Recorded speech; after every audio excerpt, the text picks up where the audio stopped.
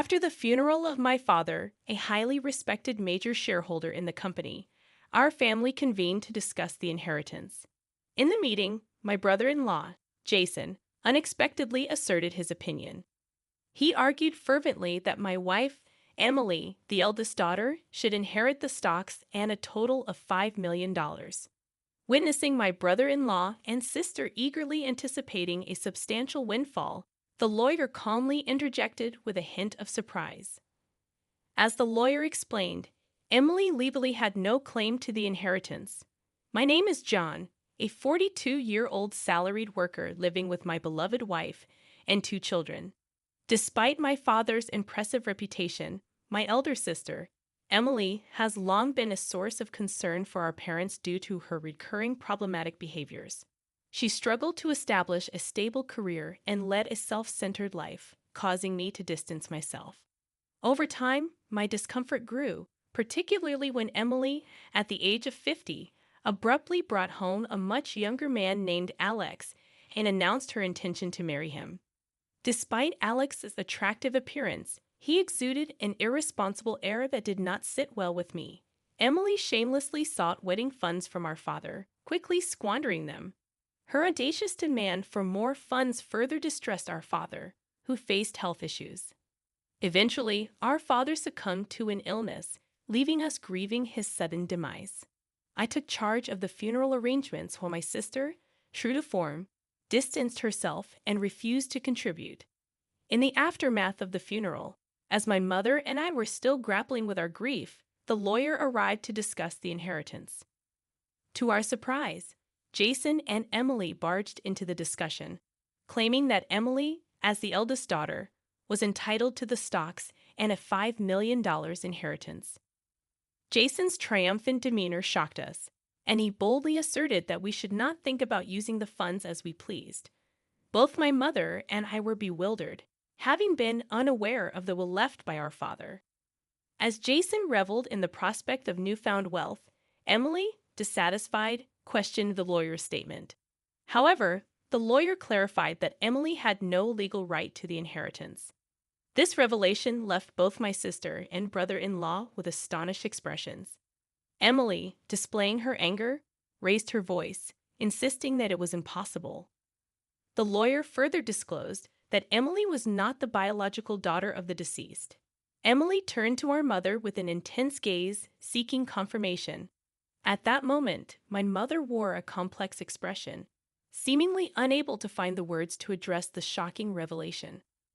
I had always been aware that Emily and our father were not biologically related, but it appeared she was completely oblivious to this fact.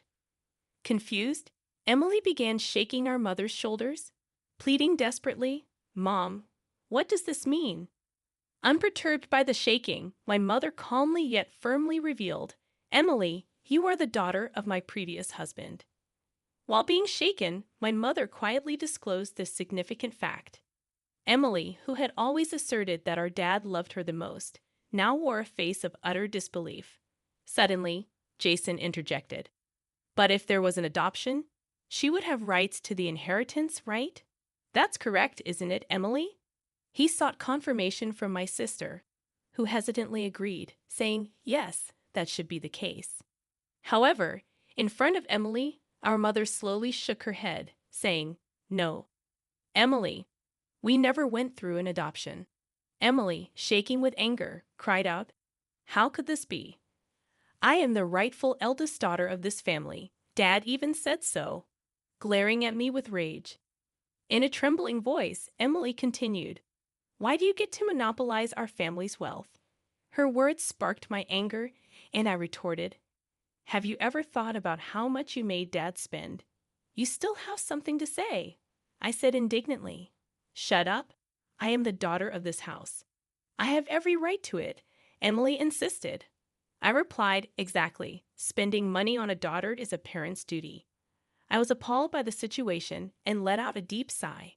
Normally, spending money on a daughter isn't wrong, but the issue was the amount my sister made Dad spend on her debts and compensations. The lawyer, who had been observing quietly, spoke up. "How about we let Emily see the will too?"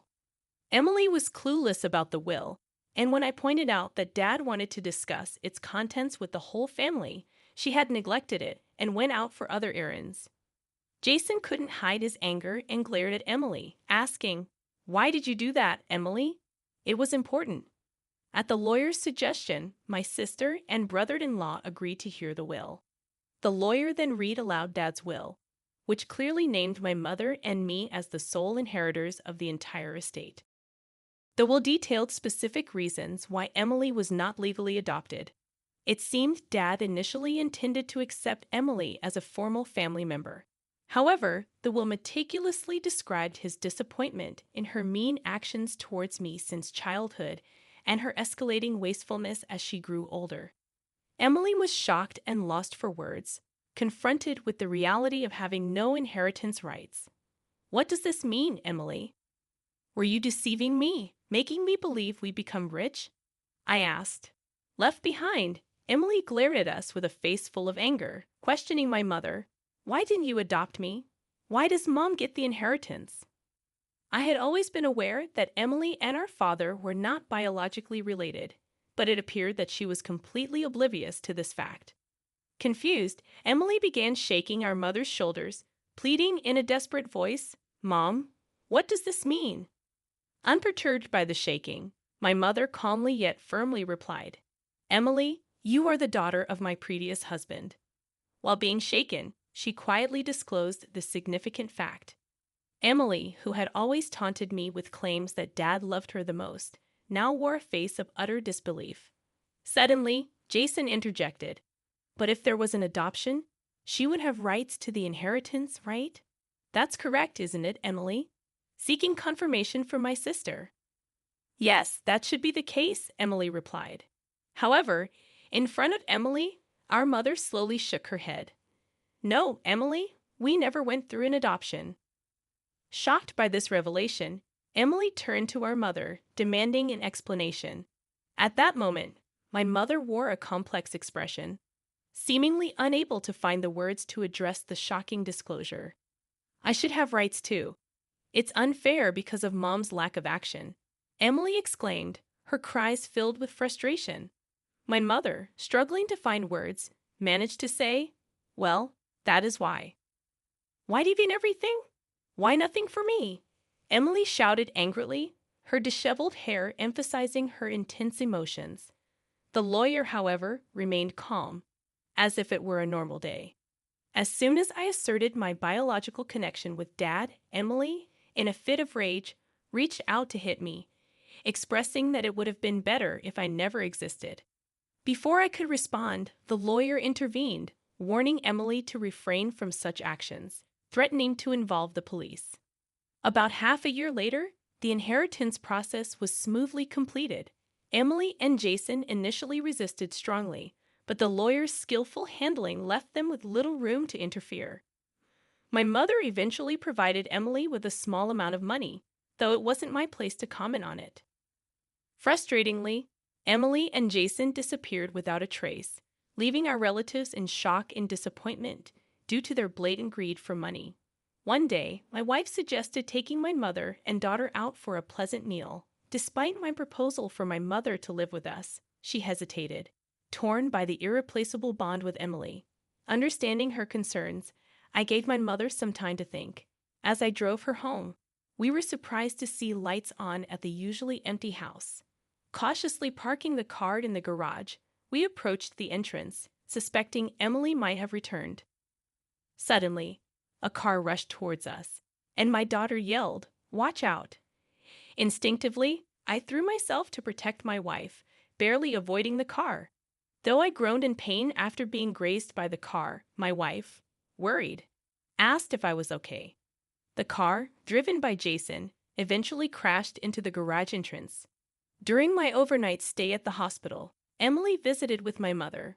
While my mother tended to flowers, Emily looked at me and remarked, "You're surprisingly tough, aren't you?" Her tone carried a hint of disappointment. I pondered to myself, confirming my suspicions, and provocatively responded that if I had perished in the accident, Mom would have inherited everything. Disappointed by my words, Emily looked visibly uneasy. "I know what you were expecting. I continued as Emily averted her eyes, looking down. But you see, Mom intends to renounce her inheritance, so your hopes won't come to fruition. As I uttered this, Emily stared back at me in astonishment. It seemed unfathomable to her that someone would willingly relinquish what they could receive. I have a wife and kids, so Mom says the inheritance should go to them. That's what a parent should do, I explained, anticipating Emily's objections. But Emily started to object, her words trailing off. I've made a will early, following Dad's example. Unfortunately, the inheritance that I should have will no longer go to Mom, I added. At these words, Emily shivered, unable to hide her agitation. Unable to conceal her anger, Emily raised her voice, demanding a share of the $5 million inheritance. When I firmly refused, Emily, filled with rage, grabbed my collar, insisting I should give her at least half since she was my real sister. Despite her loud pleas, I looked at her with sympathy. Such greed is what disappointed Dad. Don't you understand that? I spoke calmly. Emily's face rapidly turned red, and she reached for my throat. At that moment, my mother returned to the room and yelled at Emily, asking what she was doing. Hearing her shout, the nurses, summoned by the nurse call, escorted Emily out of the room. Though my mother seemed to try to protect Emily, she left, showering her with cold words. Where did I go wrong in raising her? My mother murmured in a pained voice. Soon after, we discovered that my mother had fallen ill. Pained by her weakening state, we started helping with transportation and housework. This, apparently, infuriated Emily, who probably heard it from our mother or encountered my wife when she came to ask for money. One day, out of the blue, Emily contacted me on my cell phone, stating that they would take care of Mom from now on, and I didn't need to come anymore. Confused, I asked her to explain the sudden decision, expressing deep concerns about leaving Mom's care to Emily, who could hardly manage household chores, let alone care for a sick person. I hurriedly called Mom to understand the situation, and surprisingly, I learned that Jason had caregiving experience, and Mom claimed her life wasn't much disrupted at the moment. I felt a sense of relief upon learning that, but soon after, Mom was rushed to the hospital in an ambulance due to a medication dosage mistake. The family hurried to the hospital, where we found Mom severely weakened. I asked my wife to stay with her and rushed to our family home. Upon arriving, I discovered the house in disarray. Mom couldn't prepare her favorite meals, the fridge was empty, and Emily had fired the helper without consulting anyone. Any expectations I had of Emily quickly turned to disappointment. Checking the safe, I found a significant amount of money had been withdrawn from Mom's bank account. Fortunately, the inheritance account was untouched, but the funds set aside for daily expenses were nearly depleted. Swiftly gathering necessary items such as bankbooks, cards, and seals, I returned to the hospital to explain everything to Mom and discuss our next steps. Emily, unaware of the bankbook issue, was shocked, but her reaction darkened when I mentioned the medication mistake was something Jay had prepared. I suggested to Mom that it would be better not to let Emily into the house anymore, expressing my concerns about the house's terrible state and Mom's apparent weight loss. I warmly suggested that we live together in a new house.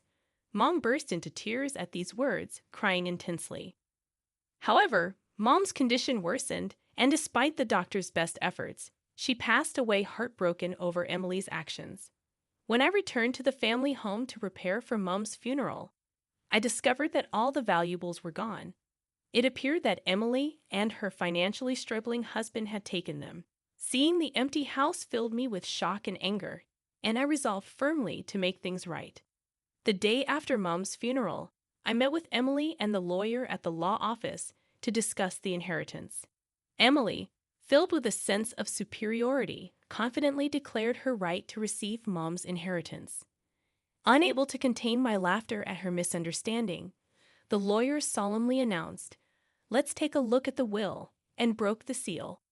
Emily's face drained of color when the contents revealed that she was not to inherit anything. Jason, showing his fury, demanded an explanation. "What does that mean?" She's her daughter. You can't trick us. Hand over the inheritance now. Jason, shaking with anger, pounded the table. I calmly questioned him. Jason, did you do something to Mom? I did no such thing, he retorted dismissively. Then why was the usual medication mistaken? I pressed. But Jason brushed it off, saying, That's irrelevant, John. It's impossible that I don't get any inheritance. What did you do? I can't pay the mortgage for my apartment now. Shocked by his words, I realized that Emily had been counting her chickens before they hatched.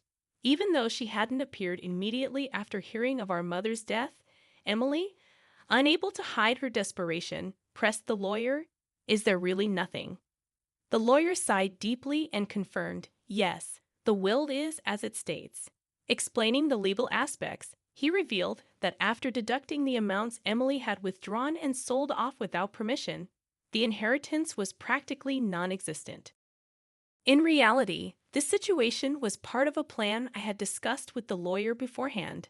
Emily, astonished, protested vehemently, refusing to accept reality. She expressed her dissatisfaction, but I harbored strong resentment towards Emily, who only leeched off others without working. Just to take the money when Mom was delighted believing that Emily would take care of her. Caring for someone requires money. You wouldn't understand that, I lashed out. At my demand to see the expenditure details Emily had used for Mom, she trembled, realizing there were no receipts to acknowledge those claims. Jason tried to sway the situation in his favor, but I refused his request, openly admitting the mistreatment I had endured from Emily. I stated firmly, I'll be taking legal action regarding that accident. Taken aback, Jason turned pale, realizing his slip. I explained that we had gained consent for recording the meeting in advance. Emily cried out in agony, realizing the consequences of their actions. As a result, Jason faced legal consequences, and his past misconducts were uncovered, leading to his arrest. Though Emily appeared to be a minor accomplice, she faced financial troubles and rejection from relatives. Meanwhile, I continued my days of steady work, unshaken by the ordeal, and looked forward to small joys